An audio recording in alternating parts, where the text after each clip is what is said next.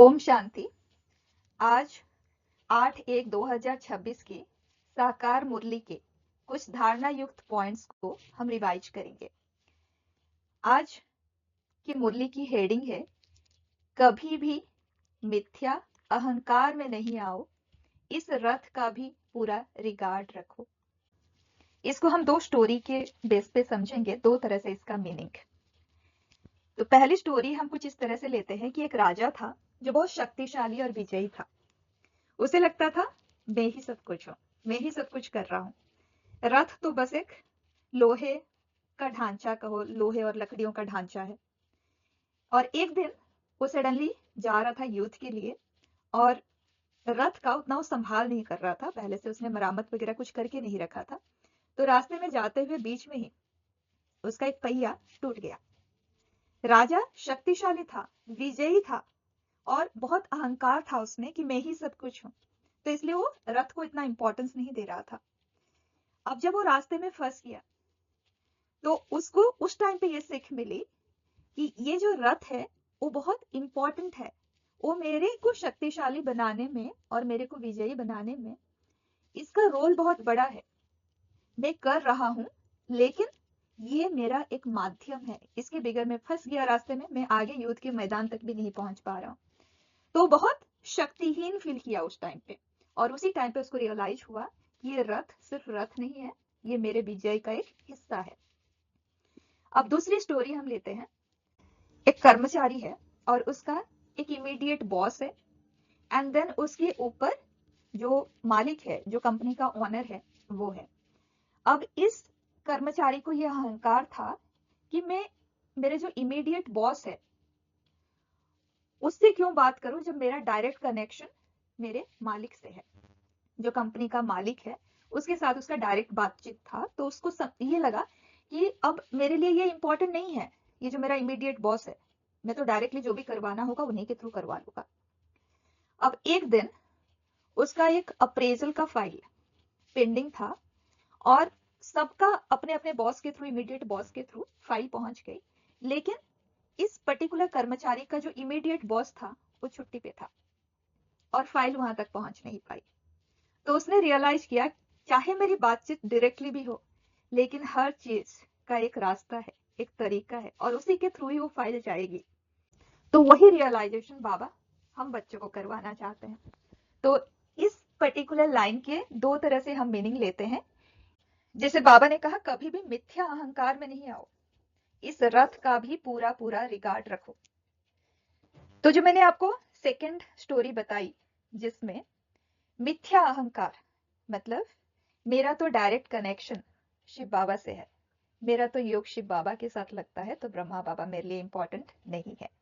तो उनको वो रिस्पेक्ट, वो मान, वो रिगार्ड जो हमें देना चाहिए, कई बच्चे वो नहीं देते हैं। वो कहते हैं शिव बाबा से डायरेक्ट कनेक्शन है तो इनकी हमें जरूरत नहीं है। वो हो गया मिथ्या अहंकार। झूठ हुआ ना, क्योंकि हमारे पास वो जो ज्ञान आ रहा है उसके लिए मीडियम कौन है? वो तो है ब्रह्मा बाबा, उन्हीं के थ्रू आ रहा है। तो वो जो रथ है, ब्रह्मा बाबा का शरीर है, जिसके थ्रू जो निमित्त बने हमारे तक वो ज्ञान पहुंचाने में, उनका पूरा पूरा रिगार्ड रखो। अब इसके दूसरे मीनिंग पे चलते हैं। रथ मतलब शरीर, हम सबका जो शरीर है। हम क्या समझते हैं देह अभिमान में आके कि सेवा में मैं बहुत आगे हूं, मेरे बिगड़ तो ये सेंटर चल नहीं सकता, मेरे जो धारणा है वो तो सबसे, सभी बच्चों से क्लास में सबसे आगे है, सबसे ऊंचा है।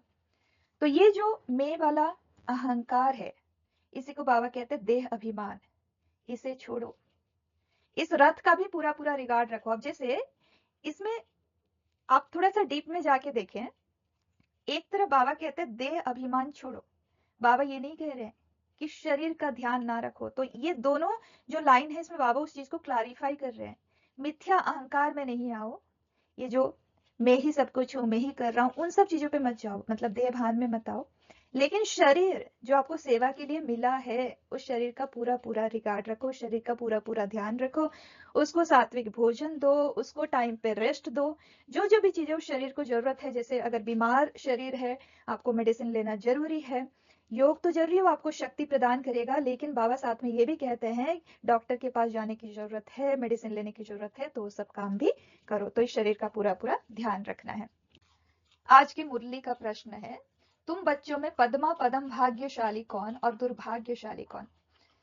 अब बाबा ने हमें ज्ञान दिया, उस ज्ञान को अगर हम धारण करते हैं तो हमारी चलन देवी गुणों वाली होती है और हम सबको सुख देने वाले होते हैं। हमारे हर बोल हर कर्म सुखदायी होते हैं।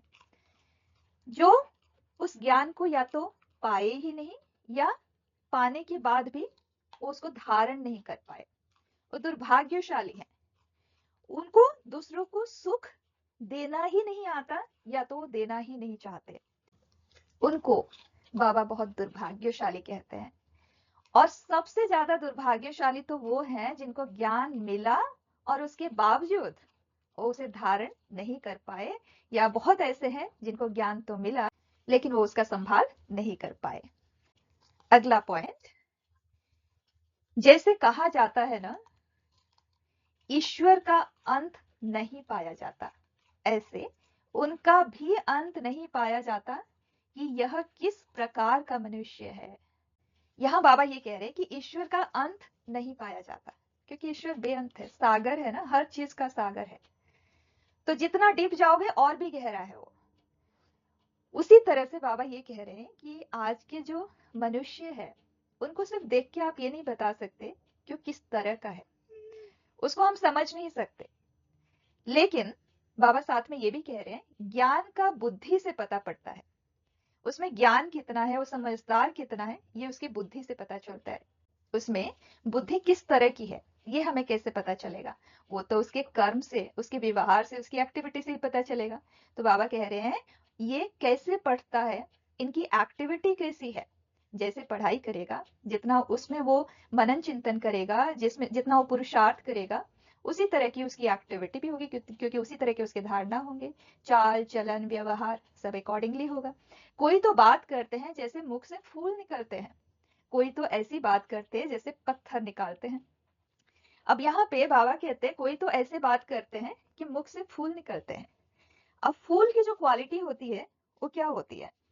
वो कोमल होते हैं, वो खुशबू फैलाते हैं ऑटोमेटिक। वो ये नहीं देखते कि ये हिंदू है, ये सिख है, ये कैसा है, कैसा है, ये अच्छा स्थान है, ये बुरा स्थान है, कुछ नहीं। हर जगह जहां पे भी उसे रख दोगे, उसका नेचुरल नेचर है वो खुशबू फैलाना, एंड वो औरों को आकर्षित भी करता है अपने तरफ। तो ये क्वालिटीज जिसमें है उसे बाबा कहते हैं, उनके शब्द बहुत सुखदायी होते हैं, बहुत मधुर होते हैं। उनके कर्म स्वार्थ भाव से नहीं होते, निस्वार्थ भाव से होते हैं। ये नहीं देखते कि सिर्फ मेरे को फायदा हो, ये देखते हैं कि सबका फायदा हो। तो उनकी एक्टिविटी इस तरह की जब होती है तो बाबा कहते हैं वो फूल जैसे बने हैं। और उसी के साथ बाबा ने ये भी कहा कि कुछ तो पत्थर निकलते हैं, जैसे कि उनकी बुद्धि पत्थर बुद्धि बाबा कहते हैं। तो पत्थर की क्वालिटीज क्या होती है? वो चोट पहुंचाता है, वो कठोर होता है ना? तो ऐसे मनुष्य जब होते हैं, जब वो बोलते हैं तो बहुत कठोर शब्द यूज करते हैं, दूसरों को दुख देने वाले होते हैं, है ना, चोट पहुंचाने वाले, कांटे चुभाने वाले। तो इस तरह के जो लोग होते हैं उन्हें बाबा कहते हैं कि वो पत्थर बुद्धि है, पत्थर निकलते हैं। और इसमें जो बाबा ने कहा कि ज्ञान का बुद्धि से पता पड़ता है, क्योंकि ज्ञान सिर्फ नोटबुक में लिखने वाला चीज नहीं है। ज्ञान बुद्धि में कैसे काम करता है उससे पता पड़ता है कि वो जब बात करते हैं तो उनकी भावना कैसी होती है, सेवा में, वो संगठन में उनकी दृष्टि कैसी होती है, और निर्णय वो कैसे लेते हैं। तो क्या हमारी मत और श्रीमत के अकॉर्डिंग होती है या अपनी मत या परमत के अकॉर्डिंग होती है, राइट? तो ये चीज हम जांच कर सकते हैं। अगला पॉइंट, रावण कितना जबरदस्त है, बुद्धि को पतित बना देता है। यहां आकर बाप से शिक्षा लेने वाले भी ऐसे बन जाते हैं। बाप की याद बिगर क्रिमिनल आंखें कभी बदल नहीं सकती। इसलिए सूरदास की कहानी है तो बनाई हुई बात, दृष्टांत भी देते हैं। अभी तुम बच्चों को ज्ञान का तीसरा नेत्र मिला है। रावण कितना जबरदस्त है, बुद्धि को पतित बना देता है। अब इसमें सबसे पहले तो जब बाबा कहते क्रिमिनल आंखें, आंखें मतलब क्या ये जो शरीर में हमारे आंखें हैं उसकी बात बाबा कर रहे हैं? बिल्कुल नहीं। ये आंखें सिर्फ कैमरा की तरह काम करती है, ये पिक्चर खींचती है और बुद्धि के पास वो पिक्चर जाता है, बुद्धि उसके अकॉर्डिंग निर्णय लेती है। तो बुद्धि कितनी शक्तिशाली है, बुद्धि हमारी कितनी रिफाइंड है, वो डिसाइड करता है कि हमारी नजर किस तरह की हुई, हमारी दृष्टि किस तरह की हुई। तो यहाँ बाबा एक्चुअली वो जो बुद्धि से हमारी दृष्टि निकलती है उसकी बारे में बात कर रहे हैं। तो क्रिमिनल आंखें कैसी होती है, कैसे पहचान करते हैं? पॉइंट नंबर 1, जो दूसरों में दोष ढूंढते हैं। दूसरा पॉइंट, जो वासना से देखते हैं, उनकी सोच सामने वाले को लेके किस तरह से चलती है ना, शरीर को लेके।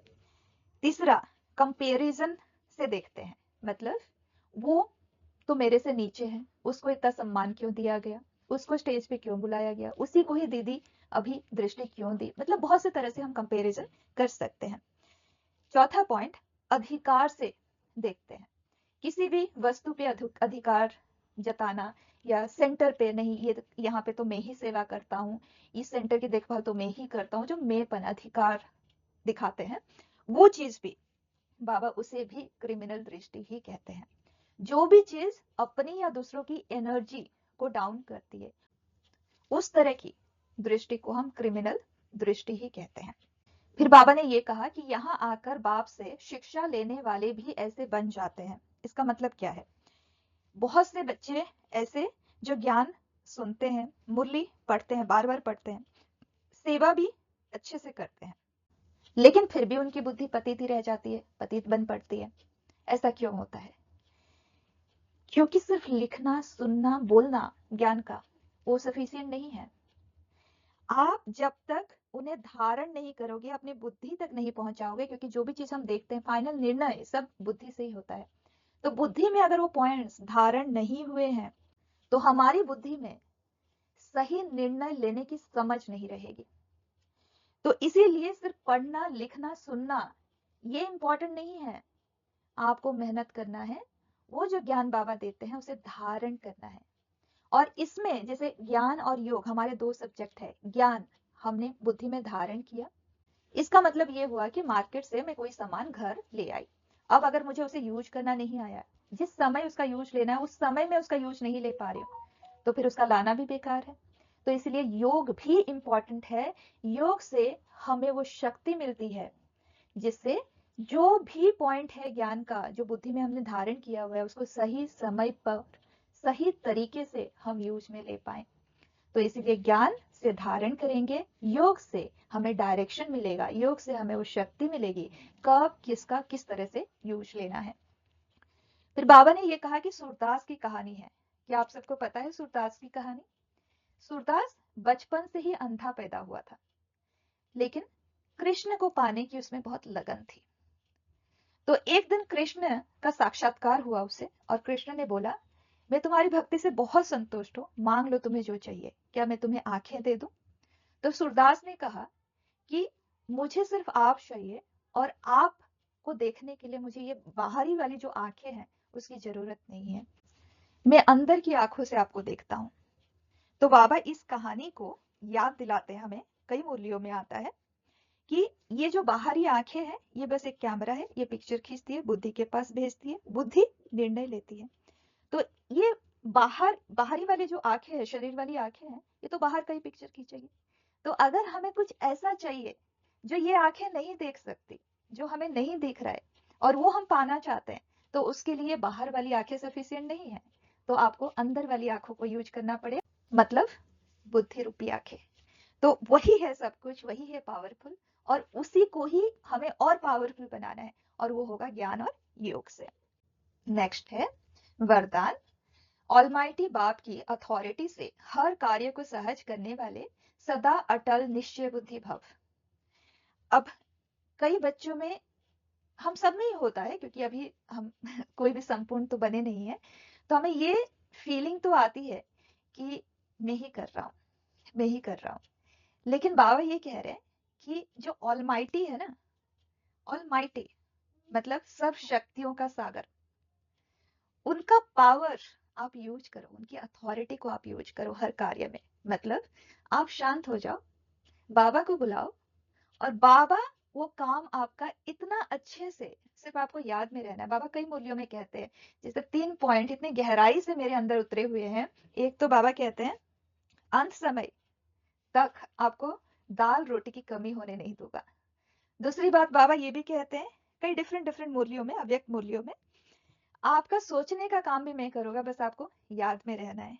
तीसरी बात जो मतलब मुझे छूती है ये 3 बातें बहुत ज्यादा, तुम्हारा कदम वही पड़ेंगे जो जगह आपके लिए सेफ होगी। तो जब बाबा हर चीज हमारे लिए करने को तैयार है, बस एक ही चीज बाबा कहते हैं याद में रहो। तो याद में रहो, नहीं आपको कोई टायर्डनेस फील होगा क्योंकि काम आप कर ही नहीं रहे हो। आपको कोई चीज नहीं आता, आप याद में बैठ जाओ, बाबा को बोलो ये काम करना है, एंड ये एक्सपीरियंस है, सिर्फ मेरा नहीं बहुतों का है, वो काम इतने परफेक्टली होता है। तो बाबा यहाँ पे वही कह रहे हैं, बस निश्चय रखो, ऑलमाइटी बाप पे वो निश्चय रखो और उनके पावर का यूज लो, आप यूज लेके देखो। अगला स्लोगन है, एकाग्रता की शक्ति परवश स्थिति को भी परिवर्तन कर देती है। एकाग्रता है क्या? जैसे हमारे संकल्प है बहुत तेजी से चलते हैं, बेकाबू होते हैं, कई बार ऑटो जनरेटेड होते हैं, कई बार क्या ज्यादातर टाइम ही ऑटो जनरेटेड, मतलब हमारे कंट्रोल से बाहर चलते हैं। तो ये जो संकल्प इतने बिखरे हुए हैं हर तरफ, बाबा कहते हैं एक में ही टिक जाओ, बिंदु में टिक जाओ बस। इससे हमें फायदा क्या होगा कि आत्मा में बल भरेगा, क्योंकि जब इंसान भी देखो ना इधर उधर भागता है तो उसका कितना एनर्जी डाउन होता है, एनर्जी तो खर्च होता है ना इधर उधर भागने में। तो मन भी जब इधर उधर भागता है तो कितना एनर्जी वो वेस्ट करता है। तो बाबा कहते हैं टिक जाओ, बस एक बिंदु में टिक जाओ, आपको भागने की जरूरत नहीं है। उससे फायदा ये होगा कि आत्मा में बल भरेगा, बल भरेगा तो पावरफुल होगी, और पावरफुल होगी तो आत्मा के जो डिपार्टमेंट्स है वो भी ऑटोमेटिकली पावरफुल होंगे, है ना। तो निर्णय शक्ति हमारी बढ़ जाएगी। और जब हम परवश होते हैं, परवश मतलब कभी परिस्थिति के वश हो जाते हैं, कभी हमारे जो पुराने संस्कार है उसके वश में हो जाते हैं, आदतों के वश में हो जाते हैं, विकारों के वश में हो जाते हैं, कभी किसी व्यक्ति के वश में हो जाते हैं, कभी किसी वस्तु के वश में हो जाते हैं।